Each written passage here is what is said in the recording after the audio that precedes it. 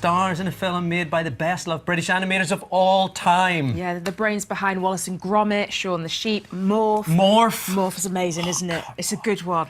And now, meet Doug. Ladies and gentlemen, look at the likeness. I think it's a very good likeness. Ladies and gentlemen, it's Eddie Redmayne! Lovely to see you. Nice to see you.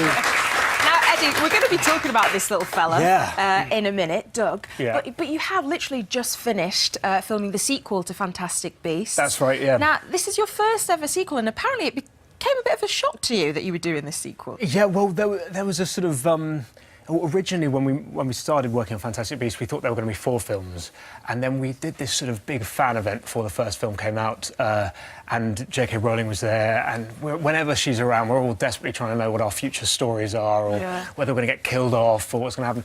And then she announced that, in fact, there were going to be 5 films, and she sort of told it to us, and I think to the studio and to the world at the same time, but which was thrilling, given we had enjoyed the experience. So it was good. So how does it work then? Whenever you're talking to J.K., do you get a little bit of gossip on what's coming up, or does she keep it quite close to her chest? How does it work? What tends to happen is she'll visit the set, and you're shooting a scene, and then you'll see one of the other actors sort of go and sort of nestle next to Joe, and then you can just see at a distance her revealing these extraordinary plots to other actors, and you then go and sort of basically try and bribe the other actors to let you know and you try and accumulate as much information as you can and piece together what the future might be. It's a real fact-finding mission, It isn't is it? a fact-finding mission, and she probably knows it and just sends us all off on odd trails, giving us sort of future storylines that don't actually exist.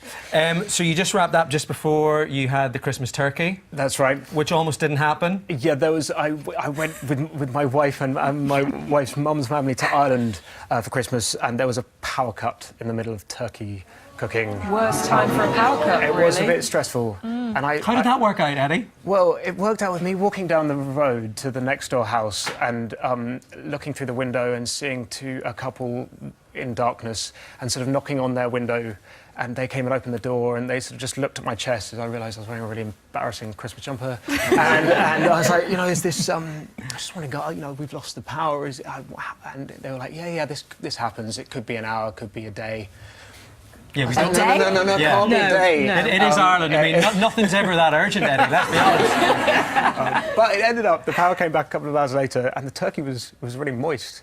So I wonder whether that's a new, maybe it's a new technique, sort of turn off the oven for a couple of hours, or maybe we just all got food poisoning. There we go. Well, at least you're fitting well now. And after all the indulgence of Christmas, we start thinking of new regimes for the new year, don't we? Oh yes, we healthy. do. Although you were eating a biscuit before. Yeah. I clocked you. I mean, I might have been eating more than one. But it's actually Quitters' Day today. Is it? So this is the day where people think, you know what, I'm falling off the wagon. I'm done with this kind of healthy eating malarkey. Dry January. Dry January, that's the one. Are you doing it? No.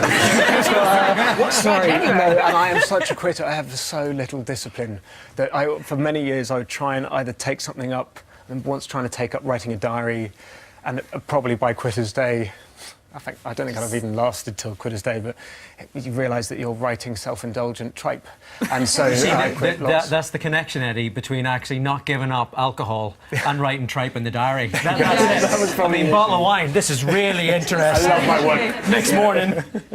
You think you can beat us at football?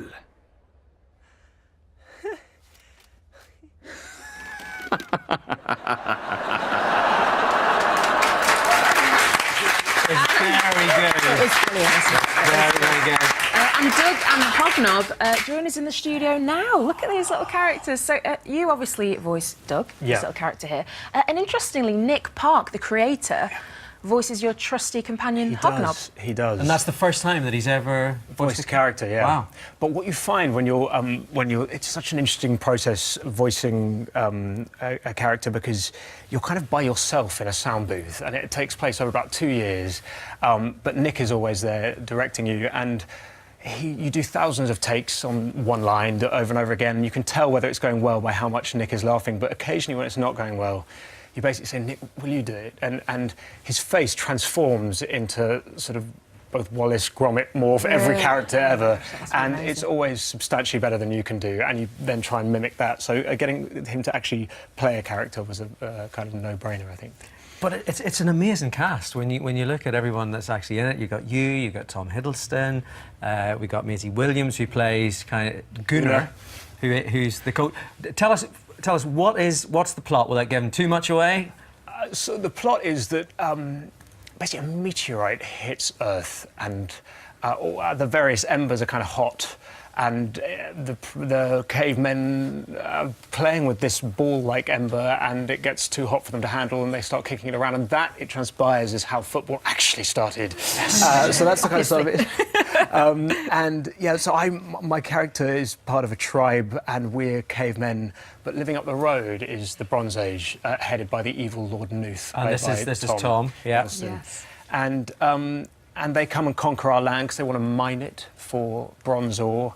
But they're also brilliant footballers, and we've never even heard of football. But I challenge them, as you saw in that moment. If I can persuade my merry band of cavemen to beat them at football, then we have a chance. And Maisie basically is a serious footballer and helps us. And your character, Doug, you're the good guy, and obviously Tom Hiddleston, Lord Nuth, he's playing evil. He's playing the evil guy. I mean, why do you think they cast you in these roles? Are you generally a goody two shoes? I mean, I'm basically I think my character in this, Doug, is an endless optimist and really keen. I think I'm probably just like a really keen person, which is that's a very depressing way to be described. But no, Tom plays Lord Nuth with a hilarious French accent, and it's kind of brilliant.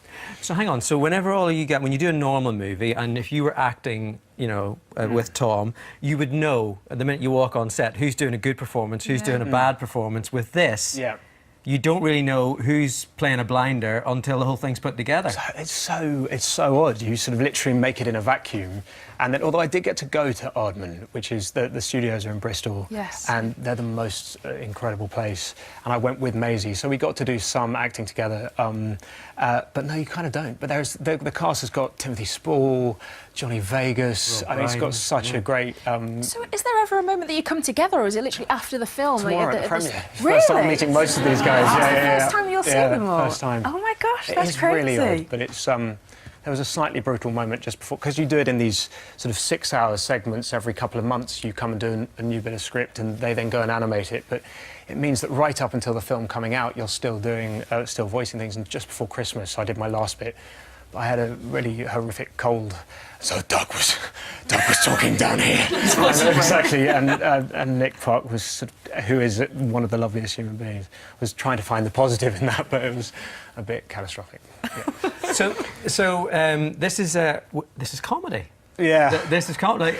Not my milieu. No. I mean, I have to say, to mix it up. I watched it this morning with my 2-year-old, and nothing holds his attention for more than 7 minutes. He watched this right the way through. That's not true. No, that is very true. I'm telling you, this is absolutely true. That's the greatest compliment. Yeah. No, one of the great achievements of this film is that. I'm a deeply unfunny person, but it transpires that all you have to do is go, huh? And then with a load of the most talented animators in the country, when they animate that, it can be quite funny. It's really funny. Yeah. So what's next for you then? Are you going to continue within the light-hearted with the comedy vein, or are you going to go back to something a bit more gritty? When I was reading this script for the first time, I was just laughing out loud, and my wife heard me. I was like, "Do that script, whatever that is. Will you do that rather than something really intense and depressing?" But no, the next thing we've just finished on Fantastic Beasts, so that's going to be the next film coming out, which actually does get a wee bit darker. So it's okay. Yeah. Good to know. Okay. Right now, Eddie, we have to ask you. Fave song from the 90s. He wasn't even born. Favourite song from the 90s. This is where I feel really old. Favourite song for that? How about that? I have such a hideous taste in music. How about that "Going to Ibiza" song? Do you remember that? Yes. Exactly. Ibiza. I mean, I had never been and never went to Ibiza, but I was like, I'm gonna go. Now, Eddie, before we go, you are a huge movie star. You are an Oscar winner. There are lots of rumours about you, lots of stories written. We would like to put some of them clear in a little item that we are calling Right said Ed. Right. How dare you? Ed, first Call one. production. The story goes that you lied that you could ride a horse in order to bag a role alongside Helen Mirren. Is that right? Absolutely true. Yeah, totally true. Pretended I could. Well, actually, I was asked if I've ever been on a horse, and I said yes. What I didn't admit was that I'd been led around a paddock when I was 4, with someone holding me on the horse. Yeah, and so that is true. It was catastrophic. Okay, this can't be true. You once attended the annual British Soap Awards. Yeah, as a waiter. Yeah. No. Yeah, I was a waiter at the British Soap Awards, and there's this bit where they get everyone really drunk before they, not in January, in order to then be really a lively audience. And so there were all these drunk actors, and I was in charge of holding the tray where they put their empties, and the cast of Hollyoaks started piling extra ones on top, and they all fell, and I've hated Hollyoaks ever since. That's fair enough. That's fair enough. According to a British newspaper, on the morning you heard you had won an Oscar nomination, you managed to injure yourself whilst running naked. Yep. That's also true. How Yeah, did that I had come my about? shins, I was just, it was dark. And I leapt out of bed, and that shouldn't be advised. Yeah. Okay. You once confused Professor Stephen Hawking's job with that of Russell Grant. Surely this cannot be right, Ed. Aren't any of these false? No, this is, again is true. I'm muddled up astronomer and astrologer, and still don't put me on the spot as to which one's which, because I could tell you, I think, but I might not. And finally, you won the role for in your first big film starring alongside Angelina Jolie's son because of your ears. That is not true. I think it was partially because of the size of my lips. There you go. And on that bombshell, there you go. That is it for this week. Let's hear it for Eddie Redmayne. Early Man is in cinemas on the 26th of January.